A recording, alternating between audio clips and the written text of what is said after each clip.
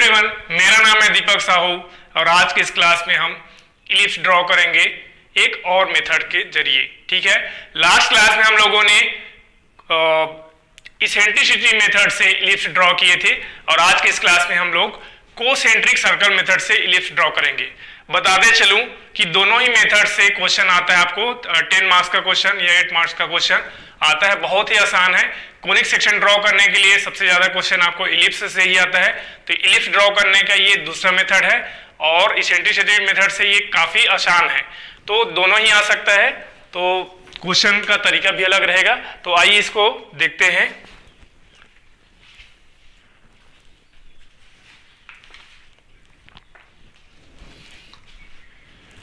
तो क्वेश्चन है draw an ellipse by concentric circle method whose major axis is 150 mm and minor axis is 100 mm। ठीक है, तो आप सभी जानते हैं कि एक इलिप्स के लिए क्या क्या होता है, उसका दो फोकस होता है, मेजर एक्सिस होता है, माइनर एक्सिस होता है। ठीक है, तो इलिप्स क्या होता है, पैराबोला क्या होता है, हाइपरबोला क्या होता है, ये चीजें आप जान रहे हैं तो कोई दिक्कत नहीं है, बहुत आसान सा है। तो कोसेंट्रिक सर्कल मेथड के द्वारा मैं इसको बनाना स्टार्ट करता हूं। सबसे पहले हम लोग जो करते हैं वो है एक स्केल लिया जाता है। स्केल को ऐसे हमेशा डिब्बा में बंद कर दीजिए और ड्राइंग के आप राइट कॉर्नर में स्केल जरूर दीजिए, क्योंकि आप किस स्केल पे ड्राइंग कर रहे हैं ये जरूरी है। तो ये होता है स्केल। स्केल मैं यहां पे लूंगा, जैसे 150 mm का है मेजर एक्सिस, तो मेरा अधिकतम जो लेंथ होगा, जो ड्राइंग का जो लंबाई होगा मेजर एक्सिस के इक्वल होगा, तो 150 mm। तो यहाँ पे मैं बोल सकता हूँ कि 10, अगेन यहाँ पे मैं ले सकता हूँ 10 mm इक्वल टू 1 सेंटीमीटर, मतलब हर एक 10 mm के लिए 1 सेंटीमीटर खींचूंगा। अब यहाँ पे कभी कभी ऐसा हो जाता है कि 1 सेंटीमीटर मतलब 10 mm ही तो होता है करके, तो कोई बात नहीं, क्योंकि अगर बाद में ये आदत डाल के चलिए, जैसे कई जगह ऐसा होगा, हम लोग स्केल RF वैल्यू अपने हिसाब से लेते चलेंगे तो 100 mm बराबर भी 1 सेंटीमीटर हमें ड्राइंग में लेना पड़ेगा। तो ये आपका न्यूमेरिकल नहीं है कि 10 mm बराबर 1 सेंटीमीटर, ये यहाँ पे स्केल ली जा रही है कि 10 सेंटीमीटर का 10 mm का 1 सेंटीमीटर हम लोग स्केल लेते चलेंगे। ठीक है, तो यहाँ पे अगर वो सब चीज मेंशन नहीं करते तो भी ये आ जाता, क्योंकि इस साइज के हमारे ड्राइंग में अवेलेबल रहता है। स्पेस अवेलेबल ना हो तो इसको कम ज्यादा किया जा सकता है, जैसे 10 mm का हम लोग 0.5 सेंटीमीटर भी ले सकते हैं, लेकिन ड्राइंग काफी छोटा हो जाएगा। तो आइए देखते हैं। तो कोसेंट्रिक सर्कल मेथड में कोसेंट्रिक नाम से पता चल रहा है कि एक सर्कल होगा और उसके अंदर में एक और सर्कल होगा, मतलब टोटल 2 सर्कल होगा और दोनों का जो सेंटर होगा वो एक ही होगा, मतलब एक ही सेंटर पे एक ही केंद्र को लेकर 2 सर्कल ड्रॉ किया जाएगा। तो यहाँ पे देख रहे हैं कि दो एक्सिस का लेंथ दिया हुआ है, मेजर और माइनर। तो जो बड़ा सर्कल होगा उसका डायमीटर इसको लेंगे और जो छोटा सर्कल होगा उसका डायमीटर इसको लेंगे। तो सबसे पहले क्या करते हैं कि मेजर एक्सिस, सबसे पहले एक सेंटर ले लेते हैं, ये ज्यादा आसान है। सेंटर लेने के बाद with the radius of 75 mm and with the radius of 50 mm का 2 सर्कल ड्रॉ करते हैं। तो with the radius of 75 mm तो आप ले लीजिए 7.5 mm रेडियस का ले सकते हैं, तो ये हो जाएगा मेरा लगभग आ रहा है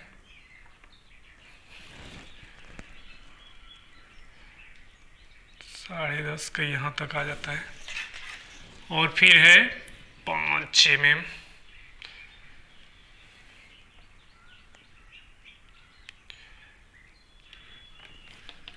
ठीक है। तो आप अपने कैंपास से करिएगा, मेरे पास नहीं है यहाँ। तो ये मैं सेंटर लूंगा, ये सेंटर है और ये मैं ड्रा किया सर्कल। थोड़ा बहुत कम ज़्यादा हो जाता है मेरे से, आप ध्यान रखिएगा। ओके,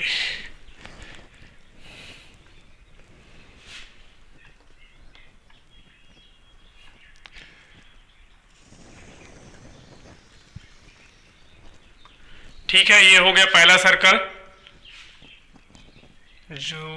जिसका डायमीटर लिए हम लोग 150 mm। फिर ये है अपना दूसरा सर्कल।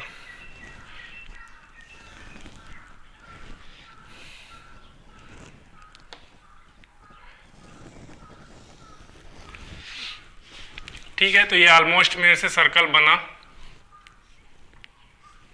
2 सर्कल बनाए। डायमेंशन नीचे में दीजिए जरूर से, डायमेंशन नीचे में दिखा सकते हैं इसका डायमीटर।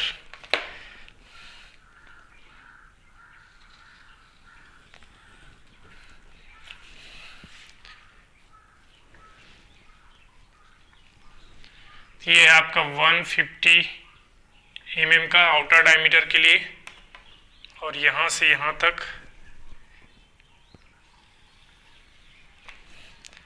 ये हो जाएगा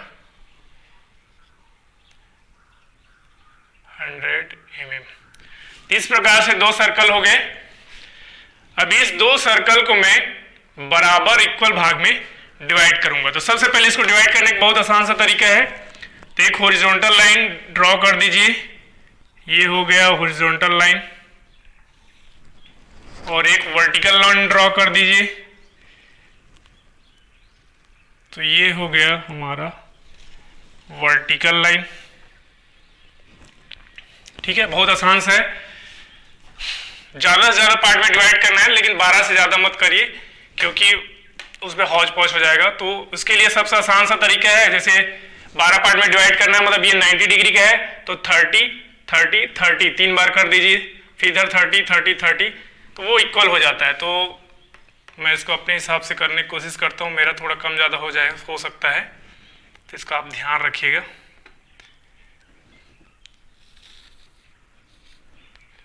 ये लगभग 30 डिग्री एंगल पे कर लीजिए, 100 नहीं करना है 30 डिग्री एंगल। या तो एक बार आप 30 डिग्री एंगल यहाँ पे लीजिए, यहाँ पे ऐसे कर सकते हैं। पहला वाले को आप 30 डिग्री एंगल मेजरमेंट कर लीजिए। सर्कल को इक्वल पार्ट में डिवाइड करना है तो पहले 30 डिग्री एंगल पे आप एक बार ले लीजिए यहाँ पे आर्क, फिर इसके लेंथ को इसको सेंटर लेकर के ये हो गया, ये हो गया, ये हो गया, तीसरा ये आना चाहिए, चौथा,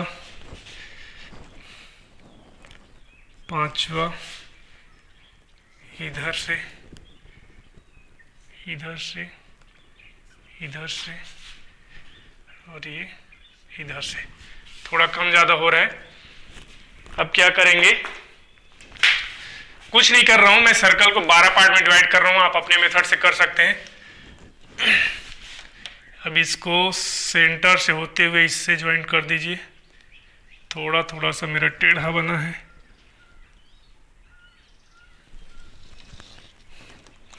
ये हो गया। सिमिलरली इधर भी करना है वैसे ही।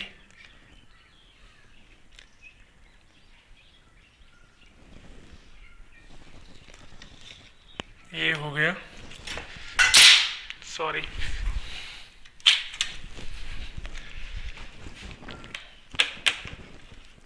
और फिर ये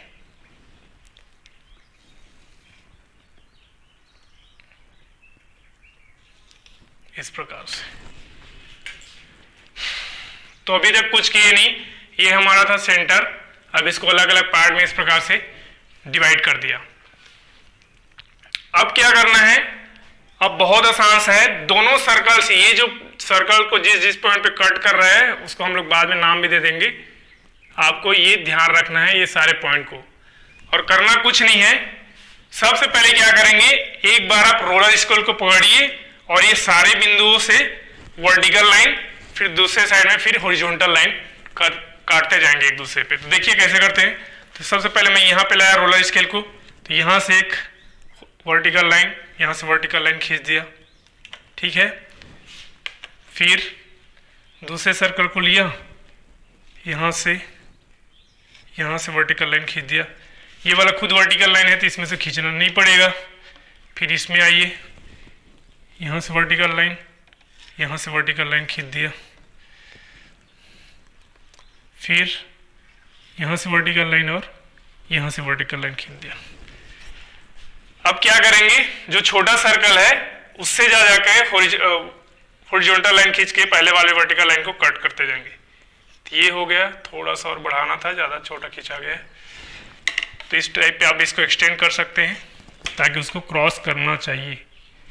ये हो गया, ये कट कर जा रहा है,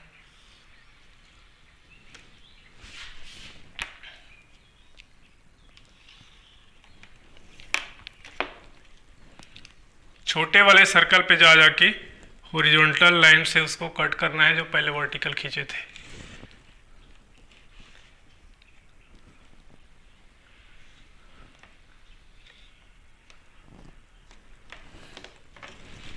ये आप देख सकते हैं, बहुत आसान से है। और जहां पर ये पॉइंट कट कर रहा है इसको इस तरह से बिंदी में कन्वर्ट कर दीजिए।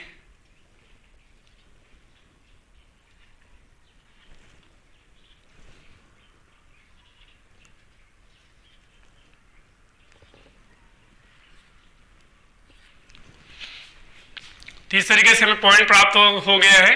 इसको नाम दे सकते हैं 1 2 3 4 5 6 7 8 9 10 11। ओके, एक पॉइंट छूट गया। 6 7 8 है, ये 9 है, ये 10, ये 11 और ये 12। अब ये सभी पॉइंट्स को आप again with the help of French curve जोड़ दीजिए। फ्रेंच कर्व की सहायता से सभी पॉइंट को जोड़ते चलिए, फिर आपको इलिप्स मिल जाएगा। तो अब इसको जितना भी अभी जो चीजें की है वो याद रखिए 2H पेंसिल से होना चाहिए। ये 2H पेंसिल से मतलब काफी फेड होगा, लेकिन अभी जो बनाएंगे, जो मेन लाइन खींचेंगे, that will be the outline for the ellipse, तो वो हार्ड लाइन होना चाहिए। तो वो कैसे रहेगा, ये सिंपल इसमें ऐड करते जाइए।